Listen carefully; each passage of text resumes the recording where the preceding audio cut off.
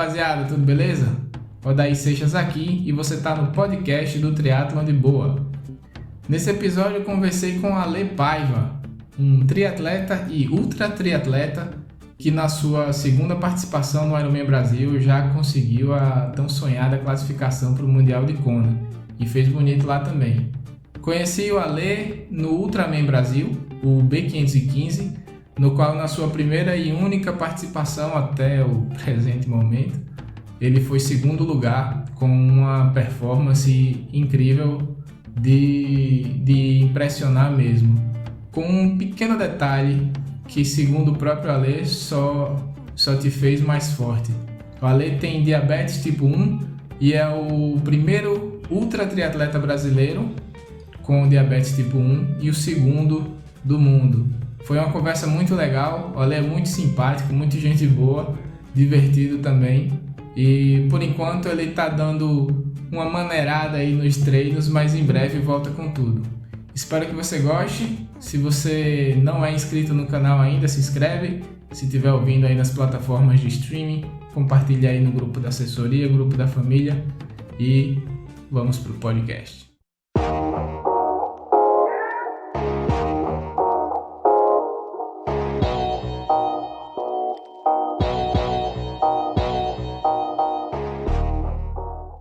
E aí, rapaziada, mais um podcast aqui. Hoje eu tô com um cara bruto, bruto na performance, que é um cara muito gente boa. Tô com o Ale Paiva. Conheci a Ale no UB515 Ultraman em 2019 e acompanhei e torci muito por ele em Kona agora. Então temos histórias para contar aí. E aí, Ale, tudo certo com você? Tudo bem, sim, tudo bem, sim. Vamos lá, vamos contar um pouco dessa história. Acho que não só do... Tem bastante história para contar, não só do B515, e também tem agora de Kona, o mais recente, 2022, o Ironman de Floripa, para depois ir para Kona. Então vamos lá, vamos contar a história, né? Vamos bater papo aqui. É isso aí. Ale, para a gente começar... a gente tem muito assunto, principalmente pela sua motivação, né? Eu acho que eu ainda não vi outro atleta com diabetes no esporte de endurance, assim como você faz, e é uma bandeira que você levanta mesmo e defende, né? Mas antes da gente entrar em todos esses assuntos, eu queria que você contasse um pouco para a gente te conhecer melhor, como é que foi o primeiro contato com o esporte, como é que o esporte passou a ser parte da sua rotina? Na verdade, eu tinha como hábito, né, já desde criança, meus pais me colocaram na natação, então aprendi a nadar com 3 anos de idade. Depois conheci um pouco mais do pedestrianismo ali, junto com a minha mãe, que foi fazer o primeiro 10 quilômetros da tribuna. Eu tinha meus 14 anos de idade, aí não tinha minha inscrição nem permitida ainda a inscrição, era só depois de 16 anos aqui em Santos.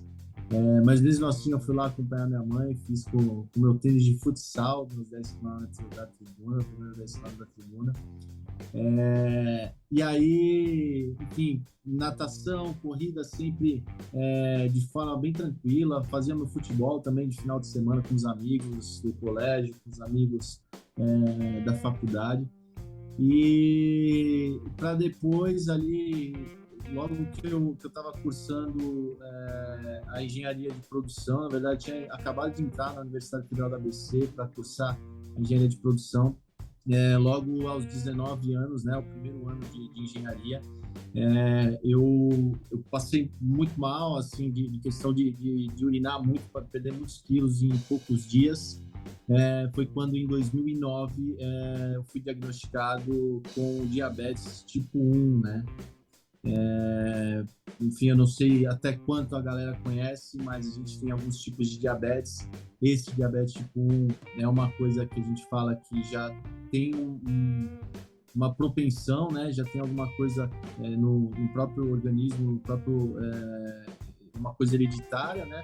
Mas até ter um gatilho no sistema nervoso, que pode, hoje a gente tem a suspeita que pode ter sido exatamente a época de pré-vestibular, que pode ter acarretado e ter dado esse gatilho para eu ter a diabetes tipo 1. Então, até ali, né, até a diabetes, tudo seguia normal, tudo, as práticas de atividade física bem tranquila, aos finais de semana, de forma bem esporádica. Foi aí que, vamos falar, né, foi aí que logo depois, cursando a engenharia, terminando a engenharia, fazendo estágio, eu fui procurar a minha primeira bicicleta, que eu já fazia o spinning ali na academia. Comecei fazendo spinning na academia, eu falei, opa, precisa só da bicicleta. E aí foi quando, em 2017, eu fui comprar minha primeira bicicleta. Aí, dali pra frente, vem toda essa história aí, que a gente vai explorar aí, com certeza. Você começou a pedalar em 2017? Cara, pedal eu comecei em 2017. A bicicleta, Caraca. A primeira bicicleta em 2017. Eu antes fazia muita aula de spinning, né? Eu já tinha essa vontade de entrar no triatlo, mas ainda não tinha a grana ainda para investir numa bicicleta. Foi quando, em 2017, eu comprei minha primeira bicicleta e fui fazer meu primeiro triatlo. Caramba, e é pouco tempo para ter a experiência que você já tem em provas duríssimas. Kona, o quê? Com 5 anos que comprou a bicicleta. 5 anos. Sim, impressionante. Mas antes você não andava de bicicleta nem recreativamente, assim? Não, andava. Na verdade, não tinha mais speed, vai. Não Entendi. tinha mais speed, mas eu andava com bicicleta de passeio, né? Sempre tive indo pro colégio, desde pivete também. Meu pai, vamos falar, meu pai gostava da ideia de eu ir sozinho de bicicleta pro colégio e tudo mais, mas nada, não tinha ainda encostado no mais speed. Eu subi no mais speed a primeira vez foi em 2017. Entendi. A primeira vez que eu andei numa speed, eu nem alcançava o chão. Era na bicicleta de um tio meu, uma Caloi 10, aquela do quadro gigantesco. Eu levei mau estouro, assim, na bicicleta. Mas eu acho linda aquelas bicicletas mais retrô. Pois é, eu não sabia desse detalhe aí da diabetes tipo 1, que tem esse gatilho. A minha família, meu avô teve diabetes. Eu não sei dizer qual é o tipo, mas eu lembro que ele tinha uma dieta bem restritiva na época. Ele já faleceu há alguns anos, mas ele viveu muito tempo tratando. E eu lembro muito dele. Ele tem eu não sei como é que é hoje, mas ele tinha muitas regras na alimentação. Não podia, até determinadas frutas ele só podia raramente, assim, de vez em quando. Depois que você descobriu, como é que foi para você? O que foi que mudou? Você já praticava esporte antes e tudo mais, né? Mas em termos de alimentação, mudou muita coisa?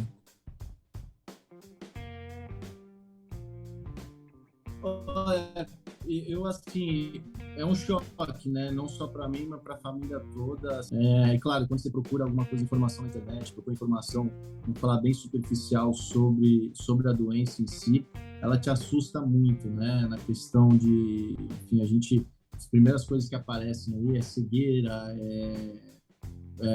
vamos falar, parte de cicatrização, onde você tem amputação de membros e assim vai. Só que essa fase de cegueira e amputação é uma fase terminal, né, da doença, onde você é uma consequência do não controle da glicemia. Como uma pessoa normal, né, ela tem um pâncreas ali produzindo insulina e é a insulina que é capaz de levar a glicose que a gente vamos falar, ingere em forma de, muitas vezes, de carboidrato mesmo, ou açúcar, que leva para a célula e faz essa entrada, né, da glicose, a retirada da glicose do sangue para a célula. E aí uma pessoa com diabetes tipo 1, na verdade, ela não produz insulina, diferente da pessoa que tem a tipo 2, que é uma ineficiência de absorção da glicose. Ou seja, ela produz alguma coisa de insulina, mas aquela dificuldade para entrar na célula, a glicose, ela acaba suplementando com um remédio oral, né? Um cara da tipo 1, por exemplo, pessoa que está com tipo 1, a gente diz que ela é insulino dependente. Ou seja, você tem que suplementar o seu corpo o tempo todo com insulina. O seu corpo não produz insulina.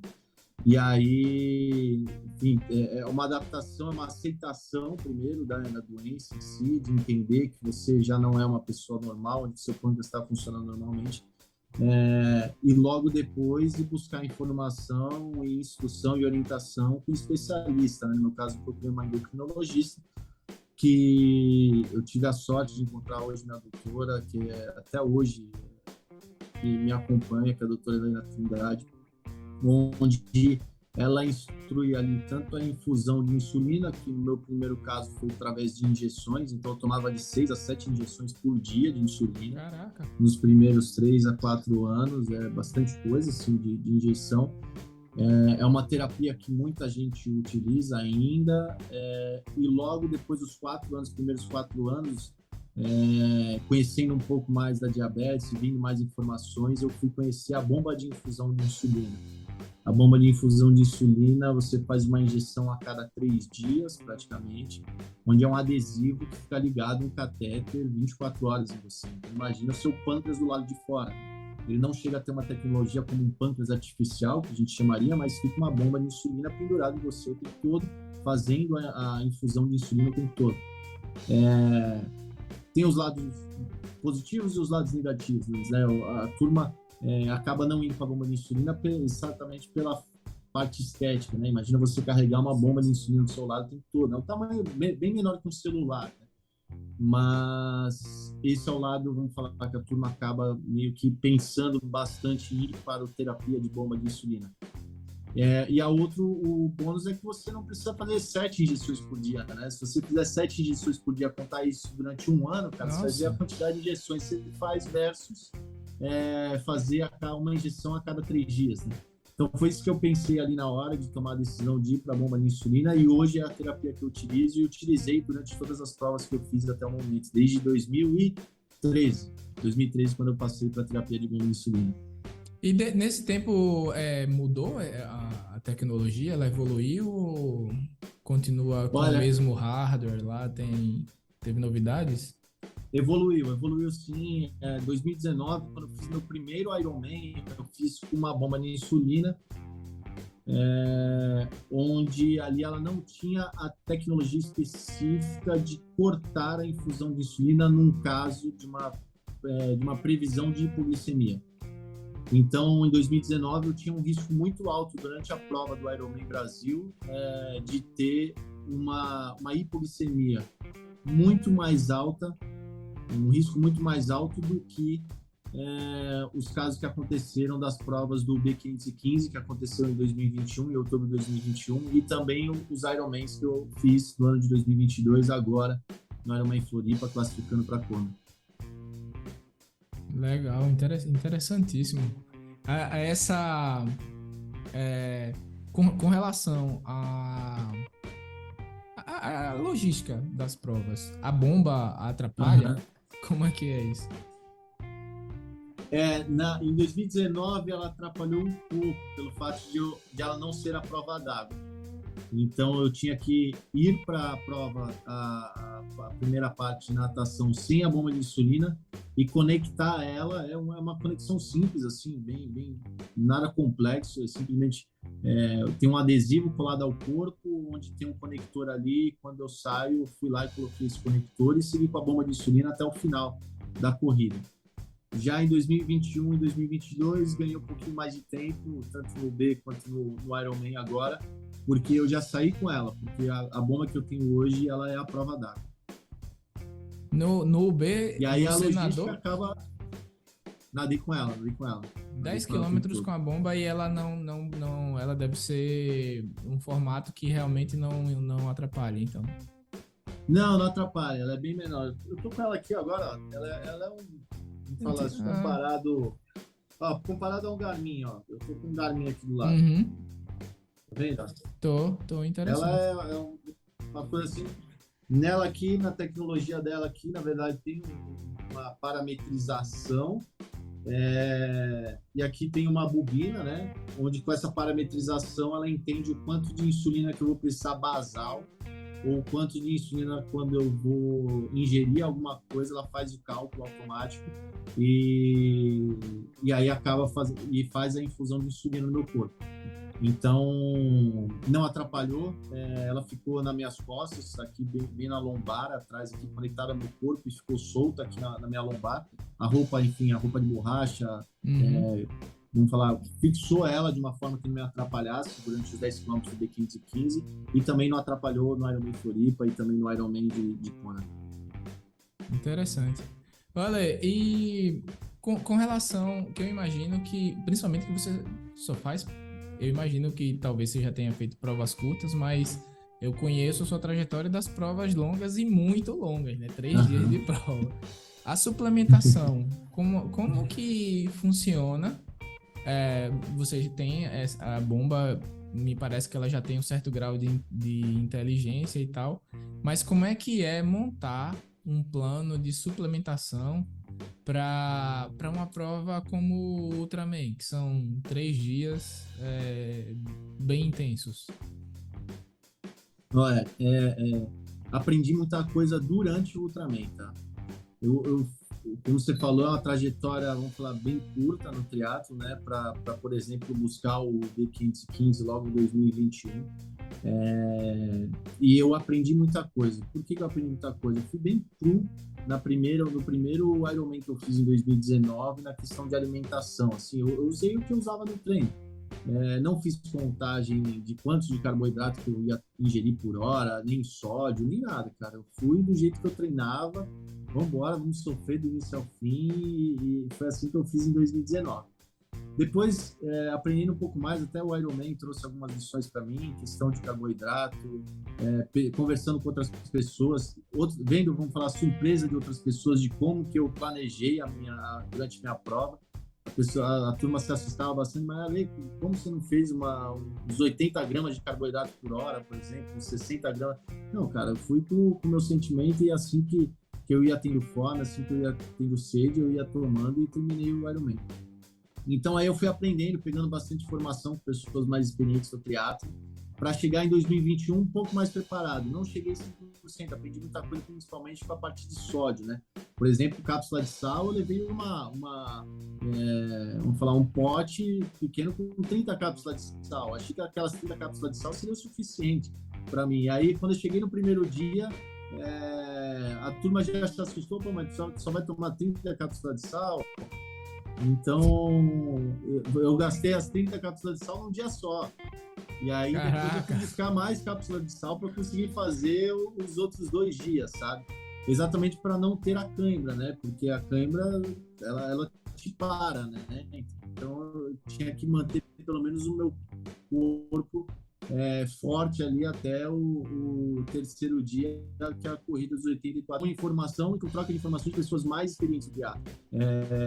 E aí, para chegar, por exemplo, no Ironman Brasil agora, em 2022, sabendo que eu teria que ingerir 100 gramas de carboidrato por hora, que eu teria um consumo de sódio muito mais controlado, fazendo 4 cápsulas de sal, chegando a 1.000 miligramas, por exemplo, por hora de sódio, e assim foi, sabe? Eu fui muito mais bem preparado por parte de suplementação e alimentação.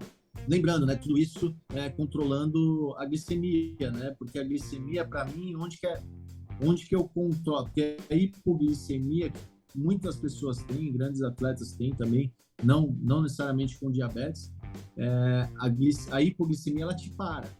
Você para, ou seja, é uma falta de glicose no sangue. Então você para, se chega a 50, 60 de hipoglicemia, você perde forças.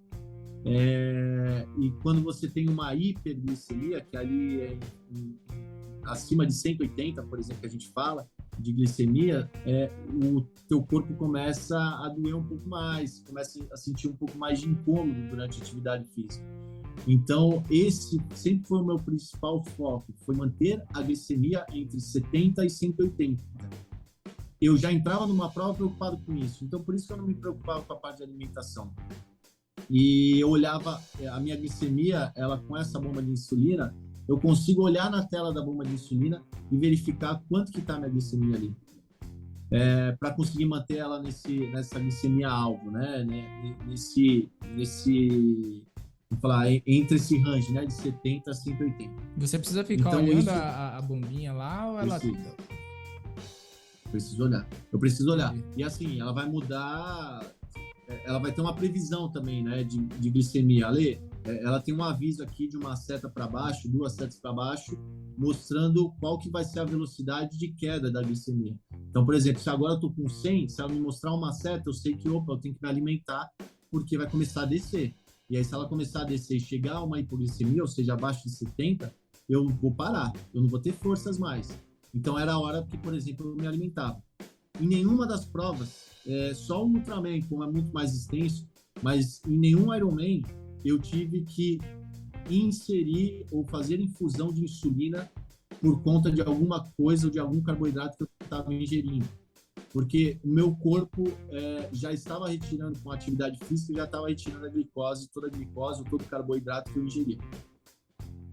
É uma ciência. Você imagina que principalmente no Ultraman você tinha pessoas ali acompanhando você para dar um feedback ali em tempo real, né? Que eu lembro, eu já fui staff 2 vezes no Ultraman e é um planejamento muito específico, né? Tipo, tinha questões assim de tipo, com 30 minutos determinada coisa, com 40 minutos já era outra, aí depois pulava para uma hora. É bem intenso. Para você conseguiu adaptar essa leitura e conseguiu fazer tudo normal. Isso mesmo.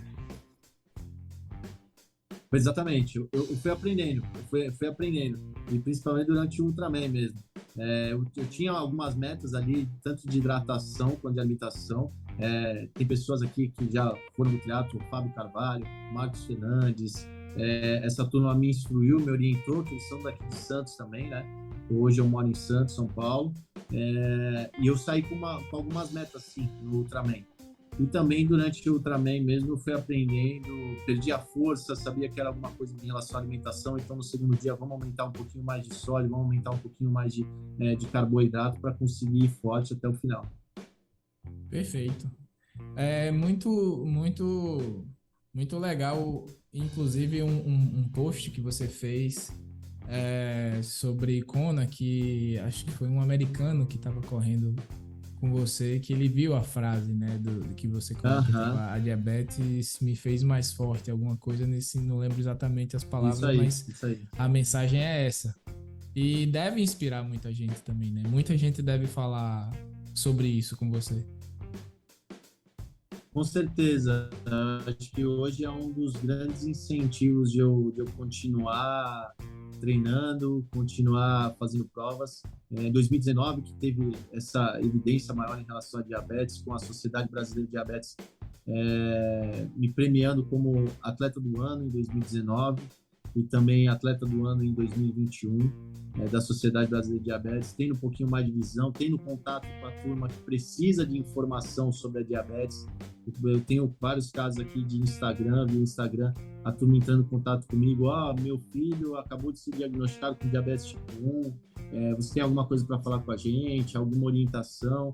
E aí, claro, respeitando a linha entre a turma que tem realmente conhecimento especialista nisso, que são as pessoas, os médicos endocrinologistas, eu passo ali alguma orientação em relação, basicamente, ao que deve ser levado durante o dia a dia de uma pessoa com diabetes, e estar mais com a cabeça mais forte, que isso só passa de mais uma forçação de barra em relação a bons hábitos, do que alguma restrição, alguma limitação para qualquer coisa que a gente queira fazer. Entendi. Vamos fazer o seguinte, eu queria que você contasse um pouco sobre as provas, né? Porque, como eu falei, eu conheci você lá no Ultraman e eu nem sabia que você tinha feito o Ironman Brasil esse ano, né, lá em Floripa. Eu fiquei sabendo quando eu vi você em Kona. Aí disse, pô, esse é o Ale. Aí, que você tinha pego a vaga lá. Conta um pouquinho da sua trajetória no Ironman até chegar à tão sonhada vaga aí para Kona. Como é que foi? É assim, né? Eu comecei, eu fiz em 2019, comecei na assessoria em 2019, foi logo primeiro dia útil, eu fui conversar com o Marcos Fernandes da MF, e já cheguei para ele na assessoria falando que eu já estava inscrito no Ironman Brasil em 2019. Então isso era janeiro e a prova era em maio, né? Final de maio. E ali começou a preparação totalmente focada, assim, em relação a treinos, não perdia um. A gente tem aqui o aplicativo, era tudo verde na minha planilha, não perdia nenhum treino e, cara, encaixando junto com o trabalho, né? Porque hoje na época eu era analista de logística na Yara Brasil Fertilizantes e agora em 2022 eu me tornei, na verdade, tive duas promoções. Em 2019 me tornei supervisor de logística e agora em 2022 me tornando coordenador de logística. Encaixando com o trabalho, acordando cedo às 4h30 da manhã para treinar, saindo do trabalho, indo treinar de novo. Então, acho que o que ajudou muito para o treinamento do Ironman, tanto em 2019 como em 2022, foi mais a minha disciplina e a minha motivação pessoal de querer fazer e fazer bem o Ironman, né? Isso foi em 2019, 2022 a gente já teve um pouquinho, enfim, como eu já tinha um pouco mais de experiência dentro do triatlo, acho que é isso essencial para você para galguear, para pegar alguma coisa pensando em performance no Ironman Brasil, você tem que ter experiência. Não é uma pessoa mais forte do mundo que vai chegar lá e vai fazer a primeira vez do triatlo, vai conseguir a vaga, você tem que ter um pouquinho de bagagem dentro do triatlo. E foi isso que eu levei diferente em 2022. Sabendo que eu estava bem forte, que eu tinha treinado muito bem, que eu estava num peso ideal, com um planejamento de alimentação muito melhor que foi em 2019, e trazendo essa bagagem do triatlo que eu fiz, levou ao resultado de 2022, que foi a classificação para a Kona segundo colocado, né, do age group de 30 a 34, e também a classificação para a Kona. Vamos falar, a minha cabeça de 2022... Desculpa interromper. Esse segundo lugar aí, qual foi o tempo? 8 horas e 55. Caraca. 8 horas e 55. E foi assim, foi coisa que eu trouxe em 2019. Por eu estar muito cru no triatlo, eu só descobri em 2019 que eu estava em 5º colocado da minha categoria quando eu estava correndo os últimos 10 quilômetros da maratona. O Marcos Fernandes passou por mim e falou: Ale, cara, você está muito bem, continua correndo, que o 6º colocado está logo em seguida, então, cara, não perde esse 5º colocado. E eu estava indo simplesmente, em 2019 eu fui para a questão de realmente trazer essa ideia de, mesmo que eu tenha diabetes, eu quero fazer um Ironman. E aí chegar nos últimos 10 quilômetros e receber essa mensagem, eu falei, cara, é agora, tem que ir até o final. Em 2019 eu fiz o tempo de 9 horas e 36, né? E aí... Foi o primeiro Ironman e você já fez 9h36. Foi o primeiro Ironman. Caraca. Foi o primeiro Ironman, 9 horas e 36. É brabo. E aí no 25, 29 anos, né? 25, 29 anos. E aí, em 2022, ao contrário. Em 2022, eu falei, cara, eu vou para fazer o meu melhor, da mesma forma que eu fui em 2019, mas eu vou me ligar nos meus tempos, vou me ligar onde eu estou posicionado dentro da minha categoria. E então, cara, é aquela adrenalina, né? Por mais que eu estou fazendo força aqui, eu vou tentar acompanhar alguém ali, sabe? Eu vou tentar melhorar meu tempo. Que foi o que aconteceu mesmo. Que grande diferença do 2000 e, claro, eu fiz uma corrida melhor também, mas a grande diferença foi ter descido da bicicleta em quarto de geral. Eu ter sentido que eu estava bem, eu tinha feito uma bicicleta de 4 horas e 43, né? Então, isso fez com que eu tivesse outra cabeça, sabe, pro final da prova. Então... Você terminou a bike em quarto geral? E isso que Caraca, foi bicho. que eu. Claro, tem aquela gestão do aplicativo em si, né? Porque como foram em ondas, eu acredito que eu tenha terminado até entre os 10 primeiros, tá? Mas a turma que estava ali, logo na hora que eu saí ali, a turma gritava para mim que eu estava em quarto de geral.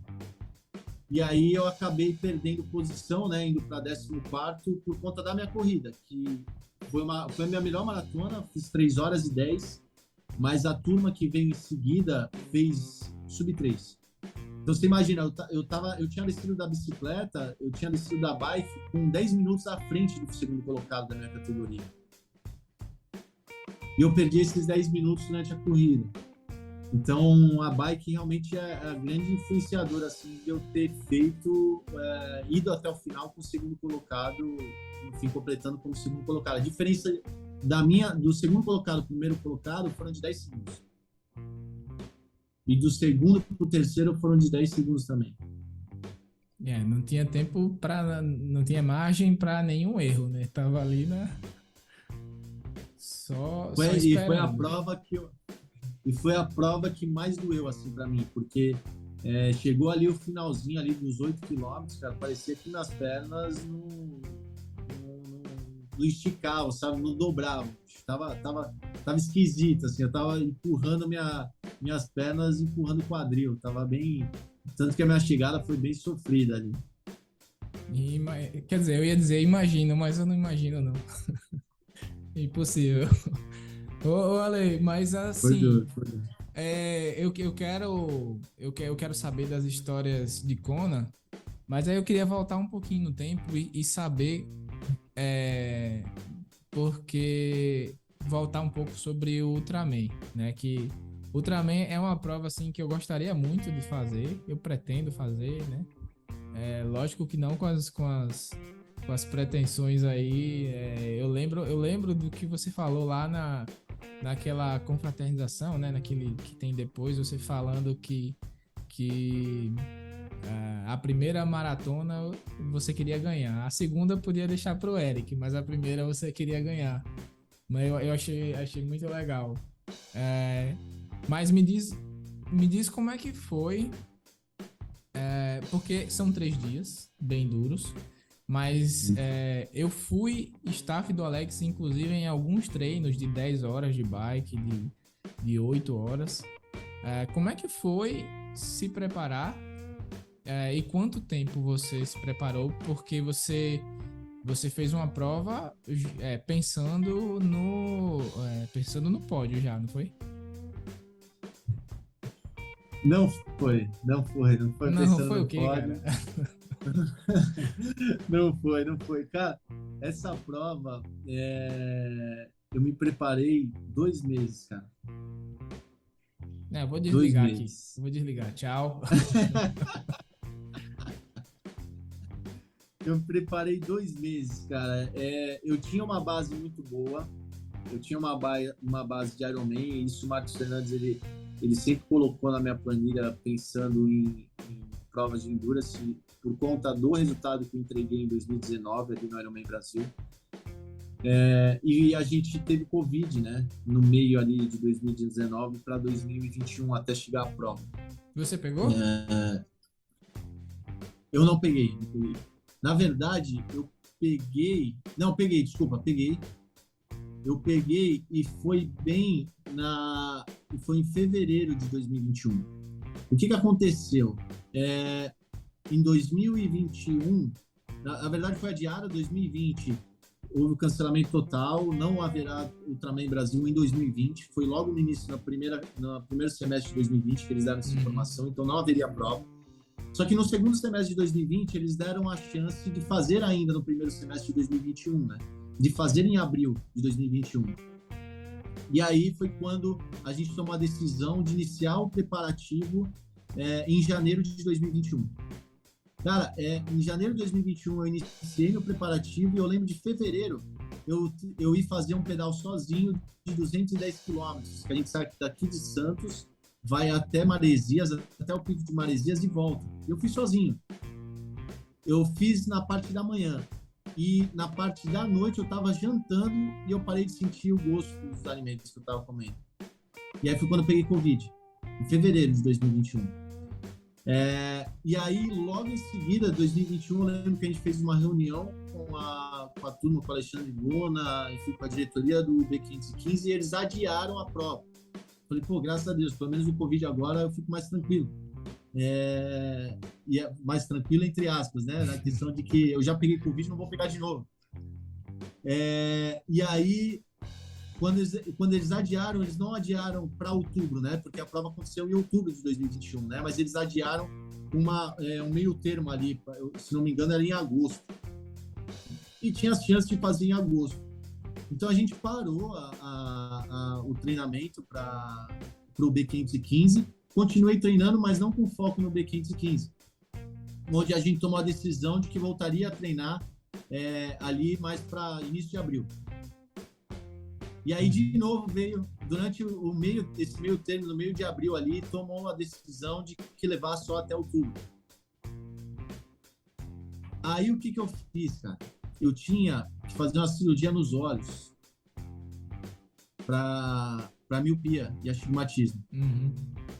Quando eles adiaram, eu falei, cara, vai dar tempo de me recuperar. Eu vou conseguir fazer a cirurgia e faço o Ultraman Brasil já com a cirurgia feita dos olhos. Tinha uma preocupação não só de eu enxergar melhor, mas a questão também da diabetes, né? Preocupação da diabetes. Cara, eu fiz a minha cirurgia final de junho. Na verdade, no início de julho. E eu fiquei eu não podia fazer nenhuma atividade física durante 20 dias. Então, só fui iniciar meu treinamento para o Ultraman Brasil no início de agosto. Mas você já você estava praticamente pronto também, então, né? Você já vinha aí com a base muito boa.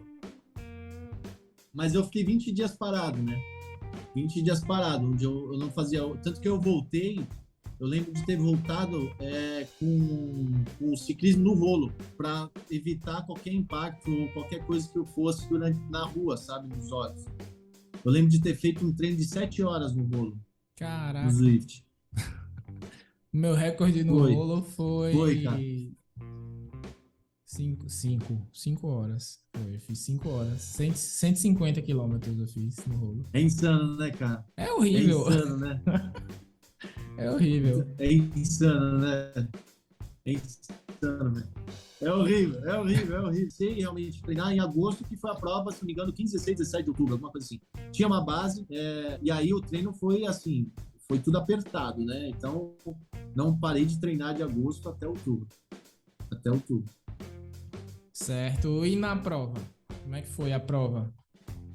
Então, o que eu acabei fazendo específico, até falando um pouco da prova, mas pensando na forma dos treinamentos. Os treinamentos, por exemplo, na natação, eu sempre repetia as aulas de natação, né? Então, as minhas sextas-feiras era de natação, 2 horas de natação ali, para chegar ao menos a 8 quilômetros, sabe, de rodado de natação. Isso com material mas rodando ali, né, as 2 horas, sabendo que para ver como é que o corpo iria reagir, sabe? Eu cheguei a nadar, na verdade, eu exagerei até 8 km, mas eu cheguei até uns 6 km, acho que nas últimas semanas eu cheguei a uns 6,5 km, quase 7. Para sentir como é que eu sairia do corpo para uns 10 km do B515. No ciclismo, aos finais de semana, principalmente aos sábados, eu fazia ciclismo mais longo. Fazia ciclismos de 4, 5 horas, assim, nos finais de semana mais específicos. Durante a semana eu mantinha de fazer 2 horas, sabe? De terça e quinta. E a corrida era aos domingos. Aos domingos eu chegava a 30 quilômetros. Eu cheguei a 2 semanas antes do B515 fazer uma maratona, junto com a turma aqui. Então eu cheguei a fazer 42 quilômetros.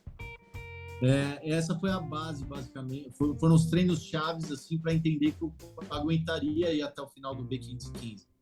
E aí, durante a prova, cara, foi engraçado porque logo na natação eu já tive a surpresa de fazer 10 segundos a menos, se não me engano, 20 segundos a menos do que o primeiro colocado, que o cara ganha não sei quantas vezes já a natação lá no B515.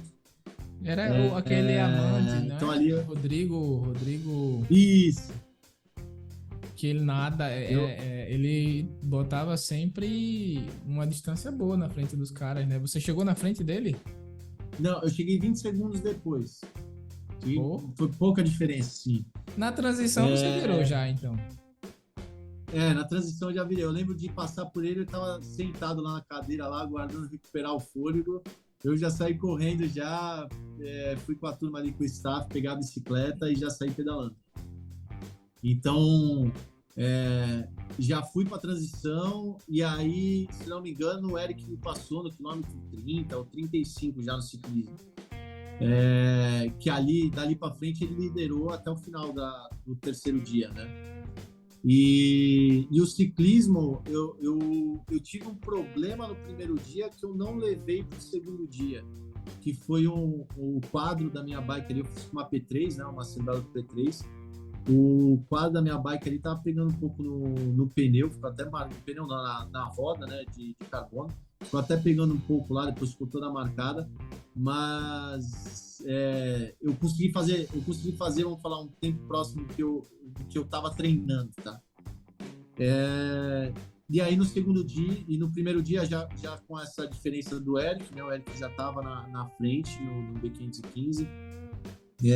Já fui logo descansar, já fui logo me alimentar bem, porque no B515 isso é muito importante, né? Até mais importante muitas vezes a performance ali no dia, mas no primeiro dia, mas também a forma com que você se alimenta depois e se hidrata, né? Teu corpo está exausto, né? Você acabou de nadar 10 km, pedalar 140 km, né? Então, alimentação e hidratação, me preocupei bastante. O staff também me ajudou nisso, me concentrar e dar foco nisso. Para no segundo dia começar um ciclismo também, tentando ficar na cola ali do Eric, que a gente já começou a ver chance de alguma coisa, né? Ver chance de um pódio, ver chance de entregar performance também na prova. Mas mesmo assim, ainda o Eric colocou 1 hora na minha frente, somado no primeiro e segundo dia, né? E aí no terceiro dia, também fazendo descanso, fazendo uma hidratação. No terceiro dia que começa várias lições na minha vida, não só no triatlo, mas para diabetes e tudo, né, cara? Que aí faz sentido toda aquela, não sei se é magia ou todo aquele clima do B515, né? Você participou como staff, aquilo ali, acho que não existe outra prova de triatlo no Brasil e no mundo, né, cara? Aquela coisa de família, aquela coisa de você entender o seu corpo, saber os limites, ter outras pessoas também da mesma forma que você.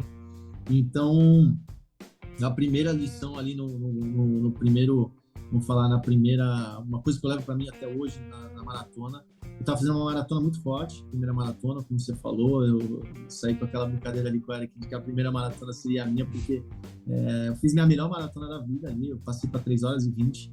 Eu lembro de estar no quilômetro 35 e conhecer o Ivan Albano pelo WhatsApp.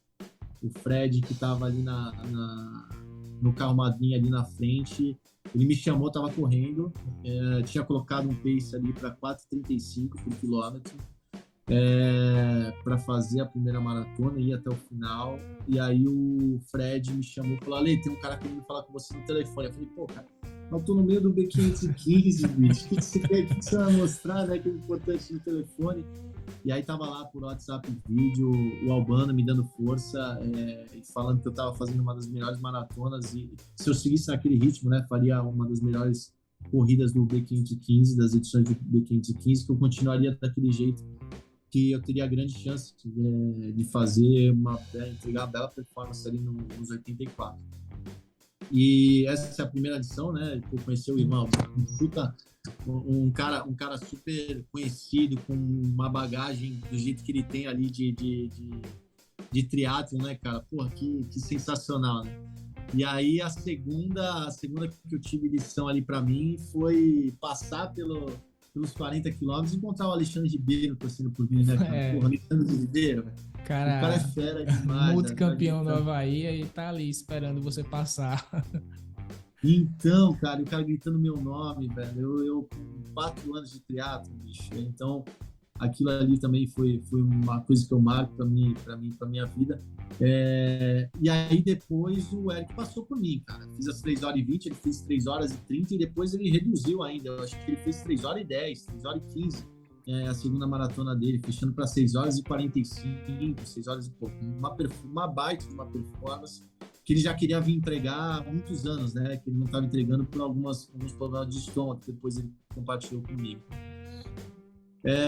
No fim da maratona, outra lição também, outra pancada na minha cabeça, que foi, isso eu levo para minha vida, eu levo muitas coisas que eu divido com a turma e compartilho com a turma da diabetes, que foi ali no final dos quilômetros 20 ali, faltando uns 20 quilômetros, lá pelo quilômetro 70, 60 e pouco, o Alessandro Silveira passa por mim, ele até então na corrida ele era o terceiro colocado, ele passou por mim. Já fiquei preocupado, falei, pô, ele passou, né? Eu preocupado com aquilo tudo de performance, eu queria entregar alguma coisa no segundo colocado. Ele passa por mim e o meu staff está atrás dele, com a intenção de ajudar ele. Perguntar para o Alessandro Silveira, porque ele viu que os staff dele estavam longe. E na hora que ele vai lá perguntar para o Alessandro Silveira se está tudo bem, o Alessandro Silveira pede para ele gravar um vídeo e para depois mostrar para mim.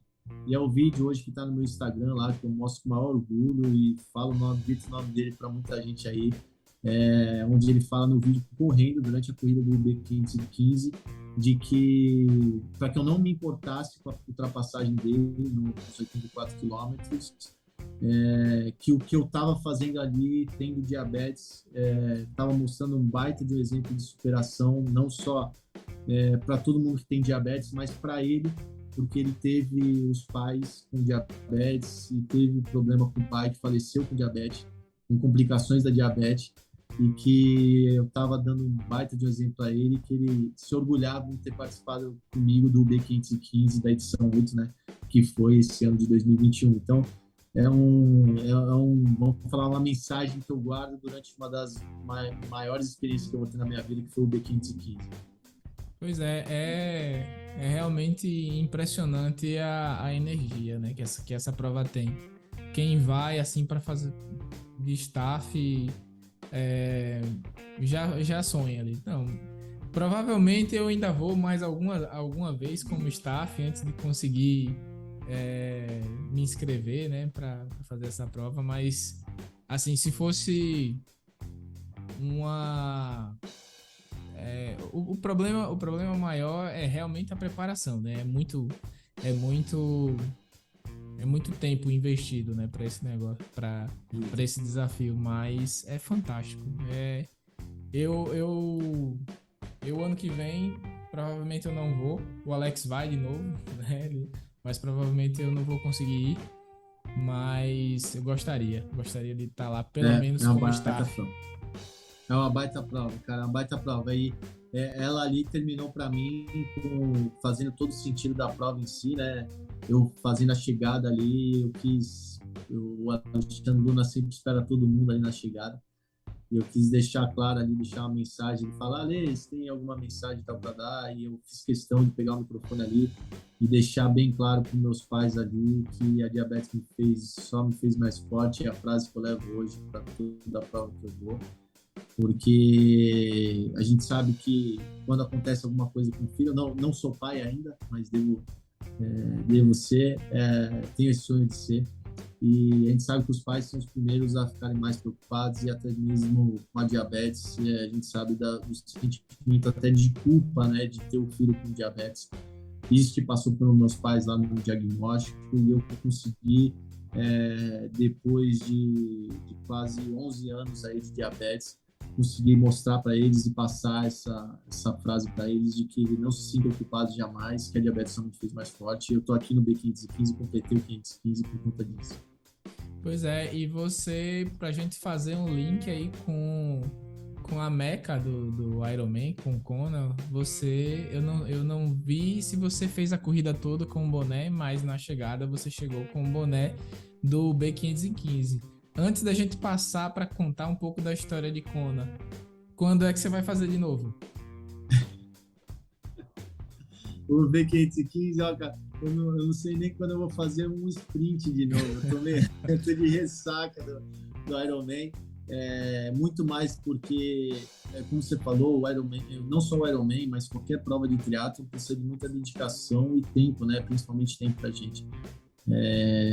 Eu tenho meu trabalho aqui no horário administrativo, venho numa sequência de promoções dentro da empresa, mostrando que atividade física, o esporte faz muito bem, não é uma coisa que atrapalha dentro da vida profissional, dentro da carreira profissional, muito pelo contrário, para mim me motivou ainda mais. Imagina um cara acordando 4h30, 5 horas da manhã, fazendo uma atividade física, entrando muito mais enérgico, né, dentro do trabalho. Foi isso que o triatlo, o estilo de vida do triatlo me entregou. Então, a questão de a vontade eu tenho de entrar no próximo B15, eu tenho a vontade de fazer um Ironman Floripa, mas eu acho que a gente tem que colocar na balança aí um pouco mais de equilíbrio. Eu tenho minha vida pessoal, eu tô há 12 anos enrolando minha noiva agora, então tem bastante coisa ainda, outros sonhos a realizar, não só no triatlo. Mas eu acredito que quando eu conseguir colocar isso, realmente equilibrar na minha vida, o triatlon junto com a vida pessoal e a vida profissional, acho que logo devo estar indo ou num B515 ou num Ironman de novo, com certeza. Espero que não demore. Espero que não demore, que é muito legal acompanhar você nas provas. Agora me fala se Kona é realmente assim o lugar mágico que todo mundo fala, né? Porque teve eu até gravei com acho que o penúltimo podcast, antes desse, né? Obviamente, eu gravei com o Fernando, que aqui é conhecido como Bazuca, né? O apelido dele é Bazuca, o bicho, cara é fortíssimo, mas ele já é com a idade um pouquinho mais elevada, se eu não me engano ele tá na 40, 45, e ele tá assim, super, quase que não volta, né? Quase que fica lá. Como é que é? Conta como é que é. Independente de prova, lógico, eu quero saber dos detalhes da prova, se saiu tudo bem, mas como é o Havaí? Cara, Havaí vamos falar, é diferente. É diferente. Eu cheguei lá com as portas abertas do José Graça, um cara super bacana, ele fala que é o rei do Havaí lá dos brasileiros. Recebeu super bem, hospedou a gente lá na casa dele, o cara é sensacional mesmo. E uma das coisas que ele ensinou logo nos primeiros dias ali, Ale, você tem que entrar no Havaí sentindo a energia do vulcão. Então, é um negócio bem diferente mesmo, as condições climáticas em si são diferentes. O que eu senti lá, você teve no Ironman Floripa, eu, por exemplo, passei chuva desde o quilômetro 10 da bike até o final, uma temperatura muito mais amena, né? E já no Havaí, não. No Havaí, as condições climáticas foi sol o tempo todo na cabeça e impressionante o quanto que a gente desidrata. Por mais que a quantidade de Gatorade, a quantidade de água que você tome, cara, eu senti cãibra nos últimos 20 quilômetros da bike de ter que parar de pedalar. Primeira vez que eu senti isso, sabe? Porque se eu continuasse a pedalar, parecia que minhas pernas iam travar de uma forma que eu não ia conseguir voltar mais para a prova.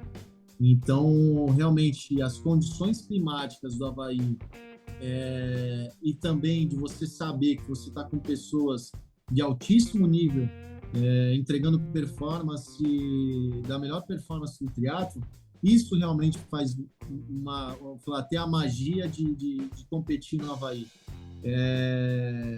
Tem que ter, são as duas coisas, sabe? É você olhar para o lado e saber que o cara que está ali do teu lado já foi um campeão do Ironman. Então, se você pegar 30 triatlons, 30 Ironmans que tiveram no mundo, cara, são 30 campeões da mesma faixa de idade. São 30 caras que ficaram em segundo colocado, são 30 caras que ficaram em terceiro. Então, assim vai, né? Então, você vê o quanto que não tem que não um cara... Não tem um cara que não seja muito bom, né? Lógico que tem os convidados e tudo mais, mas todo mundo que tá ali é a dedicação quase que de um profissional. Exatamente. Eu tinha curiosidade de gritar lá no meio da linha ali quando tava todo mundo junto ali para partir. Eu tinha curiosidade, eu falo que eu brinco lá no meu trabalho, que se eu gritasse lá, se alguém trabalhasse em logística, se alguém trabalhava ali em logística, se trabalhava... Eu gostaria de saber, mas realmente a turma tem gente ali profissional, né, que está fazendo como amador. Pô, se pegar um cara que fez 8 horas e 31, 8 horas e 41, por exemplo, na minha categoria, o primeiro colocado, 8 horas e 41 no Avaí, cara, é muito forte. É muito forte. Os primeiros 20 da minha categoria fizeram sub-9. Você pega o Belarmino, que foi o campeão mundial por parte do Brasil, a Ana Augusta também, mas pensando em referências do dia, né? O Belarmino fez 9 horas e 2. Cara, o Belarmino vem de uma sequência de campeonatos aí, de Ironman, de 70.3, que hoje ele é um dos melhores triatletas do Brasil. Aí você pensar que tem 20 caras no meu age group que fizeram sub-9, abaixo do Belarmino, não são profissionais? Será que... Pode crer. Então eu entrei com a cabeça ali, já vem os dias anteriores e tal, eu já entrei com a cabeça de me divertir, cara. Ale, você tá me falando aqui, você tá dando uma desculpa de que você não entregou mais performance porque você quis se divertir? Não. Talvez eu não faria um tempo melhor se eu fosse pensar só em performance.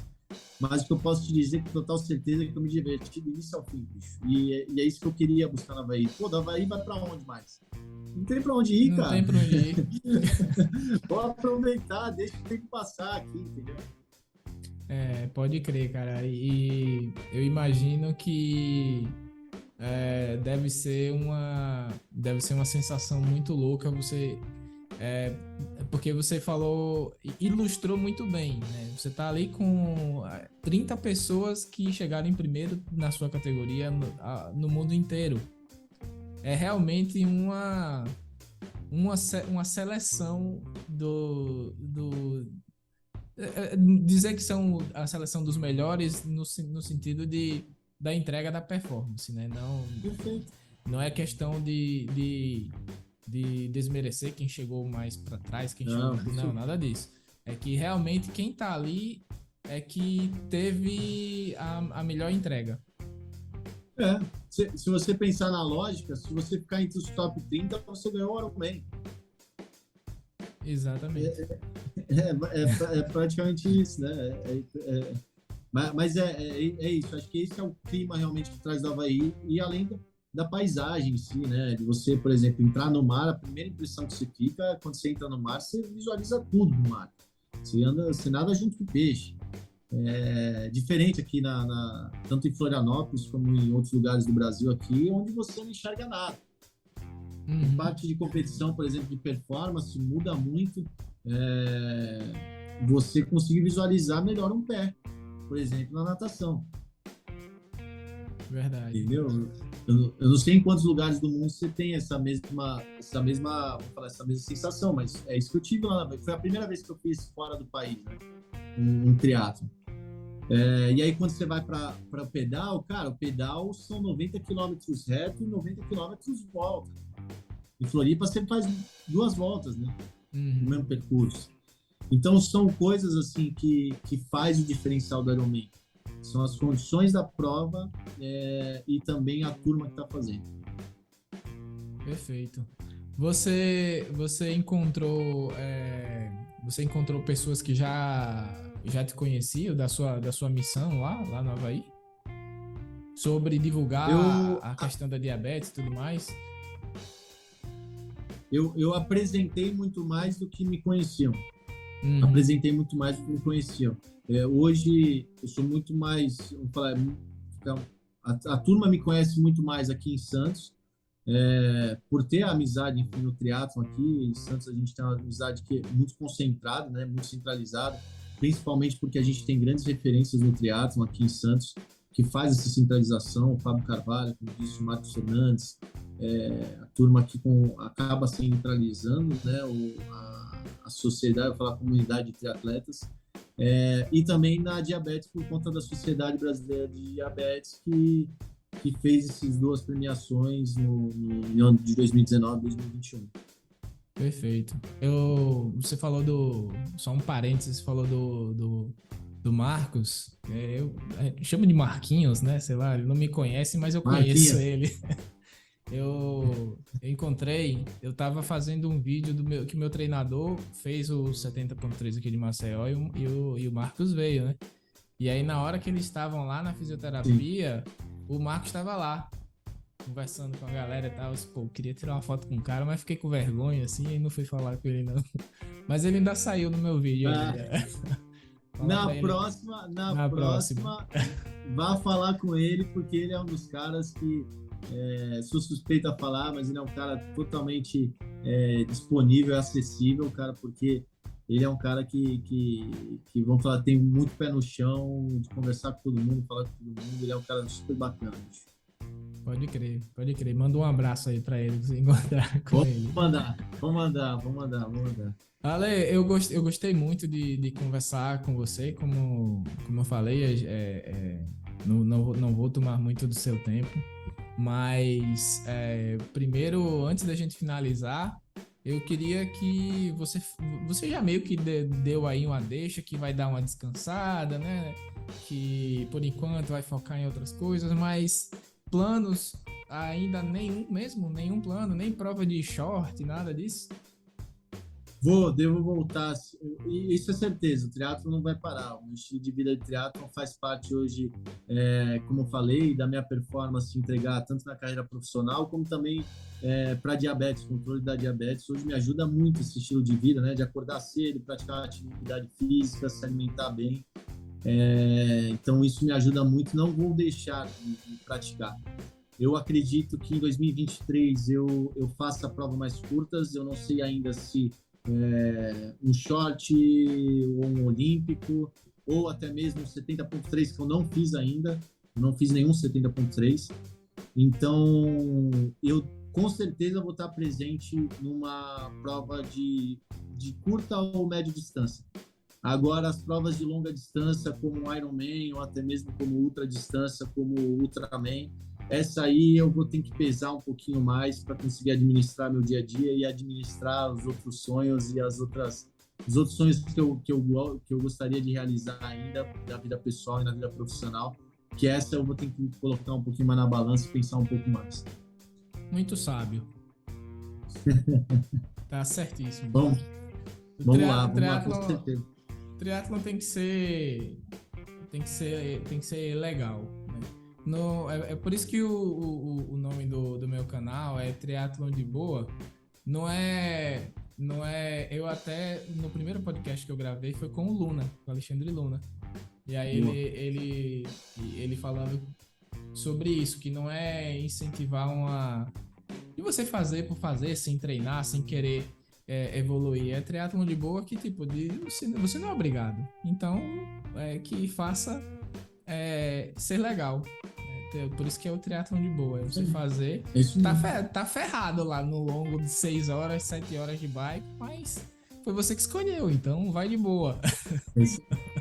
É isso aí, é isso aí, é isso aí. Uma das coisas que me chamou a atenção mesmo durante o treino agora, principalmente foi agora em agosto, o meu joelho abriu o bico em agosto desse ano. Eu rompi o menisco, então fiz a prova e toda parte de treinamento e agora entregar o Ironman. Sexta-feira agora, amanhã eu vou estar entregando os exames completos ali para fazer uma cirurgia menos invasiva, né, que é a artroscopia. Então eu devo aproveitar esse momento de relaxar, de recuperar o joelho aí, de manter o joelho em forma, toda a musculatura e o conjunto do meu joelho ali, pensar um pouquinho mais, para quem sabe lá na frente, aí sim, quando tiver esses sonhos realizados aí por parte profissional e pessoal, conseguir entregar ainda um pouco mais na ultra distância aí, que realmente virou uma paixão aí depois de completar o B515. Pois é, eu espero que não demore. Ale, Isso aí.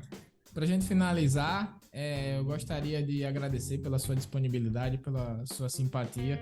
Desde a primeira vez que eu conversei com você, a gente demorou para gravar, porque eu estava com um projeto de passar um tempo em São Paulo, aí eu queria gravar com você presencialmente, né? Alugar tem uns conhecidos meus que tem estúdio e tal, e aí terminou que foi demorando demais, os projetos não andaram como eu estava pensando.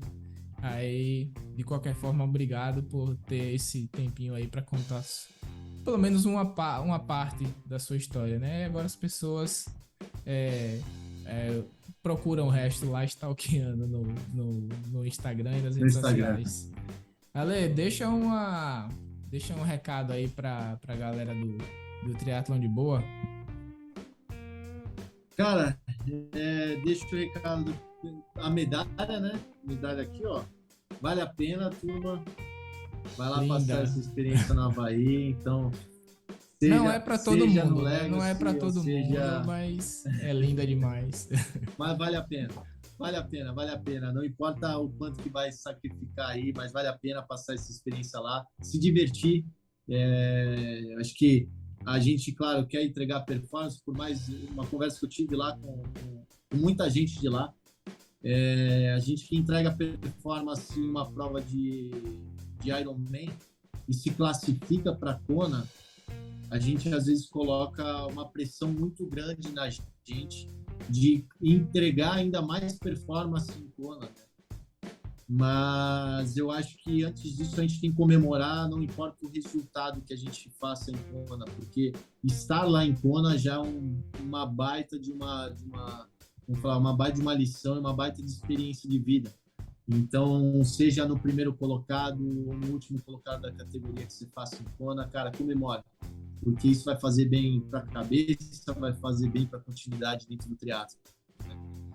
E dizer mais uma vez que a diabetes só me fez mais forte, para as pessoas que têm diabetes, para as pessoas que não têm diabetes, vale a pena a gente focar principalmente em atividade física, que isso vai trazer benefícios não só para a vida pessoal, mas para a vida profissional que seja. Então, vamos nessa. Não sei até quando nós vamos falar de novo de ultradistância, mas com certeza em breve eu devo voltar para uma prova de Ironman ou de um B500 aqui. Valeu, Ale. Dá um joinha aí só para eu dar um print aqui. Olha aí para a câmera. Aí, valeu. Muito obrigado. Espero que dê tudo certo aí e você volte a treinar logo. Valeu, Obrigado. meu amigo. Um grande abraço, viu? Outro. Valeu, galera. Se você ficou assistindo aí o vídeo até agora, tá escutando o podcast, se inscreve aí no canal, compartilha aí no grupo da assessoria e no grupo da família também. Tamo junto. Até o próximo episódio. Valeu, Ale. Valeu, meu amigo.